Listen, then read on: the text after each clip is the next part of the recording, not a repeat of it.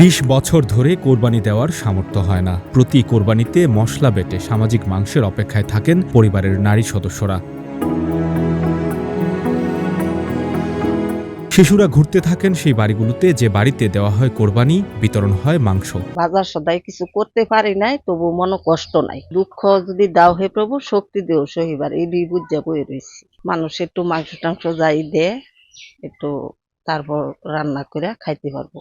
আর আমরা তো সমর্থ নাই, কোরবানি দিব কি কইরা? মানুষের বাড়ি কাজ কাম কইরা কোনোরকম চলাফেরা করি। পাশের বাড়িতে কোরবানি দেয়, তা আমরা দেখতে গেছি, খুবই ভালো লাগছে। আমরা হয়তো দিলে আরো ভালো হতো, খুশি হতাম। আব্বুকে বলছি, কিন্তু আমাদের তো সমর্থ নেই, তাই দেয়নি। আল্লাহ যেবার লাগছে, হাজার হাজার আল্লাহ কাছে অনেক সুখিয়া, কিন্তু এটা লাগে মনে কোনো কষ্ট নাই। কোনোদিন যদি তৌফিক কোলা দুনিয়া আমার আল্লাহ তৈরি দা কোরবানি করে দিন দিতে পারি, তা আশা আছে দিন কোনোদিন। জরাজীর্ণ একটি মাটির বাড়ি। ঈদের দিনেও এক কোণে বসে আছেন অটোচালক হাবিবুর রহমান। পাশেই দুর্ঘটনায় অসুস্থ গাড়ি চালক ছেলে। গাজীপুরের কাপাসিয়া উপজেলার টোকনগর গ্রামের বাসিন্দা তিনি। স্ত্রী সন্তান সহ পরিবারের ৯ সদস্য নিয়ে তার সংসার। এখানে আমাদের সমাজে অনেক ধরনের লোকজন আছে, বিশেষ করে আমাদের মুসলমান ধর্মে যারা কুরবানি দেয়, তাদের মধ্য থেকে অনেক অসহায়, নিঃস্ব এবং গরিব মানুষ আছে যারা কুরবানি দিতে পারে না। এবং আল্লাহ রাব্বুল আলামিন কিন্তু সবার উপরে কুরবানি ফরজ করেন নাই, ওয়াজিব করেন নাই। কুরবানি ওয়াজিব করেছেন যাদের টাকা পয়সা আছে তাদের উপরেই। তারপরেও আমরা সামাজিকভাবে যে বন্টনটা করি, সেটা হচ্ছে যে আমার প্রতিবেশী একজন গরিব অসহায় হলেও আমি যে কুরবানিটা দেই, এই কুরবানির 3 ভাগের 1 ভাগ আমি দিই গরিব অসহায়কে, 1 ভাগ দিই আত্মীয় স্বজনকে, এবং 1 ভাগ আমরা নিজেরা নেই। সেই সামাজিক রীতি রেওয়াজ থেকে আমরা দেখতেছি যে আমাদের আশেপাশে কোনো লোকই আসলে অসহায় লোক সে কুরবানির গোশত থেকে বঞ্চিত হয় না। আমাদের সমাজের মধ্যে অনেক ধরনের বিবাদ থাকে, এক অপরের সাথে রাগ গোসা থাকে, কিন্তু আমরা যখন ঈদুল আজহার দিনে আসি, কুরবানি দেই, তখন আমাদের সকল ভেদাভেদটা আমরা ভুলে যাই। সবাই একসাথে মিলেমিশে কুরবানি দেই, একসাথে আনন্দ ভাগাভাগি করি। এটি আসলে আমাদের ধর্মের চমৎকার সৌন্দর্য। একসময় গ্রামে মাটির বাড়ি নির্মাণের কাজ করতেন। সময়ের সঙ্গে পেশা বদলে হয়েছেন অটোচালক, কিন্তু বদলায়নি জীবনের ভাগ্য।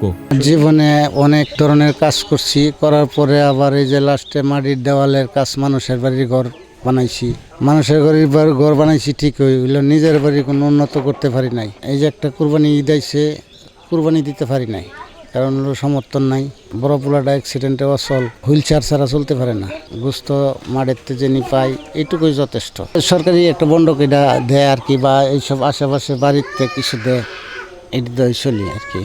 আচ্ছা, ঈদের নামাজ পড়ে আইসি, এখন আবার আরেক জায়গায় যাবো, এখানে একটা গরু বানাইতে দিব। গরুটা বানাই দিলে ধরেন আল্লাহ হয়তো 200-500 টাকাও দিব বা একটু গোশ দিব। তবে এত কষ্টের মাঝেও তার নেই কোনো আক্ষেপ। মহান সৃষ্টিকর্তার প্রতি আছে অটল বিশ্বাস। আমরা কোরবানি দিলে আমাদেরকে সেরকম দেওয়ার মতো আমাদের সেরকম অবস্থা নাই। আগে যেমন কর্ম করছি, টাকা পয়সা হইছে, বা পরিবারের চাহিদা মিটাইতে পারছিলাম, সবকিছুই আনতে পারছি।